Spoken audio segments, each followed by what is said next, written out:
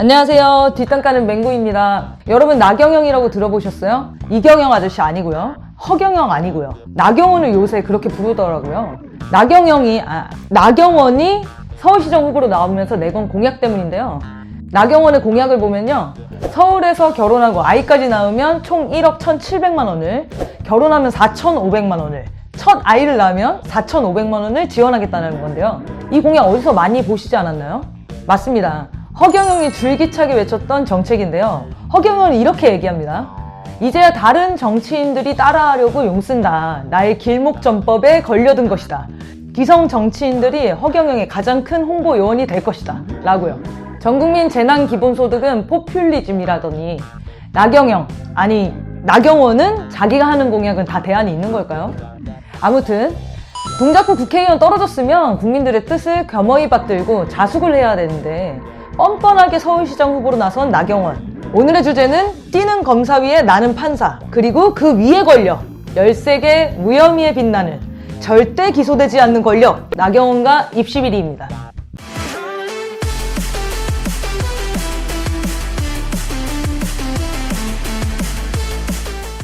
여러분 대학 다닐 때 성적 D에서 A뿔로 정정되어 본 적 있어요? A에서 A뿔 돼본 적도 없죠. D에서 C 정도는 학생들 불쌍하고 막 졸업해야 되는데 교수님들이 안타까워가지고 고쳐주기는 하거든요. 그런데 거의 낙제 점수에서 A뿔이 됐다? 에이 무슨 말도 안 되는 소리냐고요? 그런 사람이 있어요. 그런데 이게 한 과목만 그런 게 아니고 무려 6과목이 D나 C뿔에서 A뿔, A, B로 정정돼요. 이 엄청난 일을 나경원 딸이 해냅니다. 자, 이 이야기는 나중에 좀 하고요. 2011년 5월 나경원은 성신여대에서 특강을 진행합니다. 그리고 나서 엘리베이터에서 당시 심화진, 성신여대 총장을 만나죠. 그리고 심화진에게 나경원이 이렇게 이야기를 해요. 실용음악과에 장애인 특수입학 전형이 없네요. 라고 말이죠. 그로부터 한 달 후 장애인 특수입학 전형이 신설되죠. 심화진은 이미 2009년 한나라당의 공천위원으로 활동하고 있었던 사람이고 현재는 비리 혐의로 쫓겨난 당시 유명한 사람이었죠. 아무튼 딸이 성신여대 장애인 특수전형으로 입학하는 과정도 굉장히 석연치 않았습니다. 여러분 장화홍련 아시죠? 거기 임수정이 나올 때마다 나오던 기타 연주고 따다다다 따다다 따다 나오고 있죠? 네. 저도 굉장히 좋아하는데요. 그 음악의 작곡가가 이병우라는 사람이에요. 왜 갑자기 뜬금없이 이병우 이야기를 하냐고요? 바로 이병우가 나경원과 굉장히 찐한 인연이 있는 사람이기 때문입니다. 당시 이병우는 성신여대 실용음악과 학과장이었어요. 이병우가 바로 나경원 딸이 실용음악과 시험을 쳤을 때 면접 심사위원으로 들어간 사람이었어요. 그리고 그 면접 자리에서 나경원의 딸은 이렇게 이야기를 합니다. 저희 어머니는 어느 대학을 나와서 판사 생활을 몇 년 하시고 국회의원을 하고 계신 아무개시다. 면접 자리에서 자기 부모는 이런 사람이다 이야기하는 것 자체가 벌써 부정행위죠. 다른 교수들은 이것에 대해 문제 제기를 했지만 자, 아까 이야기했던 이병우, 이 사람이 에이 실수한 거야 라고 무마시키고 이 친구가 제일 좀 잘하지 않았나요? 하면서 여론몰이를 하죠. 그리고 최고점으로 나경원 딸이 합격합니다. 자, 그리고 나서 이병우 어떻게 됐을까요? 스페셜 올림픽 예술감독으로 발탁이 됩니다. 당시 스페셜 올림픽 위원장은 나경원이었죠. 장애인과 비장애인들 간의 차이를 좁히고 모두에게 공평하게 교육의 기회를 주기 위해 만들었다면 장애인 특별전형, 저는 대찬성입니다. 그런데 성신여대 실용음악과의 장애인 특별전형은 나경원 딸이 합격한 이후로 단 한 명도 합격한 사람이 없었고 결국 폐지됩니다. 아까 이야기했던 성적 정정 있죠? 검찰에서는 무혐의 이유로 성적 정정은 강사 재량이었다고 판단했어요. 맞아요. 성적 정정은 강사 재량이죠. 그런데 왜 다른 사건에는 잣대가 다른 걸까요? 최강욱 의원은 조민 씨에게 인턴 증명서를 써줬다는 이유로 실형을 선고받았어요. 인턴을 한 게 확실하고 본 사람도 있고 그래서 증명서를 써줬는데 그건 재량으로 인정이 안 되죠. 자, 그럼 이번엔 나경원의 아들입니다. 예일대를 다니고 있다고 해요. 예일대에 입학하려면 논문대회 입상 경력이 필요했나봐요. 미국 뉴햄프셔에서 개최되는 과학경진대회에 참여하고 싶은데 이를 위한 연구를 서울대 윤영진 교수에게 부탁합니다. 나경원이랑 서울대 동기라고 하더라고요. 윤 교수는 나경원 아들 논문 연구를 위해 연구실을 제공하고 논문을 손봐주죠. 그리고 나경원 아들은 이 논문의 제1저자로 이름을 올리고 수상을 해서 이듬해 예일대에 진학하게 됩니다.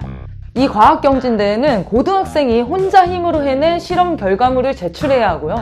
그 이후에 논문이 전시된 IEE라는 국제적 학술대회는 세계 160개국에 42만이 넘는 회원을 가진 공학 분야에서 인정받는 국제적인 학회인데, 고등학생이 제1저자로 논문을 전시할 수 있다는 게 말이 안 된다는 공학 박사들의 증언이 있었어요.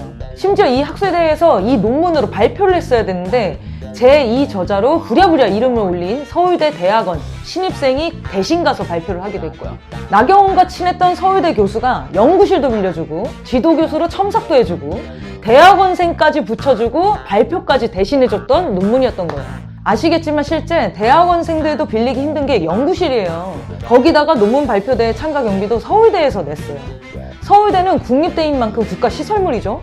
그걸 무상으로 사용했다는 건 특혜를 넘어 위법 상황이 될 수도 있는 거예요. 이런 상황이면 조국 전 장관, 정경심 교수처럼 기소가 돼야 정상인데 나경원은 무혐의를 받습니다. 자, 이 밖에도 나경원의 범죄 의혹은 한두 개가 아니죠.